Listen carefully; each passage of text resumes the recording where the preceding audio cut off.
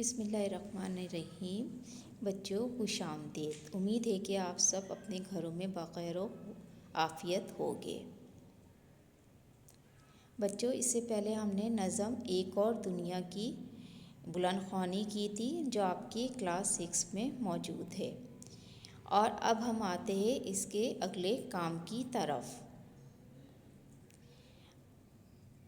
اب سوال جواب شروع کرتے ہیں ہم۔ سوال نمبر 1، آپ کیا سمجھتے ہیں سیدھی راہ کیا ہے؟ جواب، سیدھی راہ سے ہم یہ سمجھتے ہیں کہ جو راستہ اللہ تعالیٰ نے ہمیں بتا دیا ہے اس راستے پر ہم چلیں گے تو وہی ہمارے لیے سیدھا راستہ ہوگا، اور وہ راستہ قرآن مجید۔ نمبر 2، پیغمبر کا راستہ کیا تھا؟ جواب، پیغمبر کا راستہ وہ راستہ ہے جو اللہ تعالیٰ نے ان کو بتایا اور وہ ان راستے پر چلے اور ہمیں بھی وہ راستہ دکھایا۔ سوال نمبر 3، اپنا گریبان سینے کا کیا مطلب ہے؟ وضاحت کیجیے۔ جواب، گریبان سینا ایک محاورہ ہے، جبکہ پھٹے ہوئے گریبان کا مطلب ہے بدحال ہونا، مصیبت زدہ ہونا، دیوانہ ہونا۔ لہٰذا گریبان سینے کا مطلب ہے کہ اپنی حالت کو بہتر کرنا، یعنی اچھے عادات و اخلاق اپنانا۔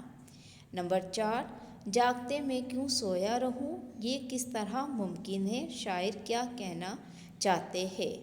جواب، جاگتے میں سویا رہوں سے مراد ہے کہ صرف اپنی ذات تک محدود رہنا، اپنے بارے میں سوچنا، اپنے ہی فائدے اور نقصان کا اندازہ لگانا اور اپنی ہی بھلائی سوچنا، اپنے لیے ہی جینا، دوسروں کے بارے میں سوچنے سے قاصر رہنا۔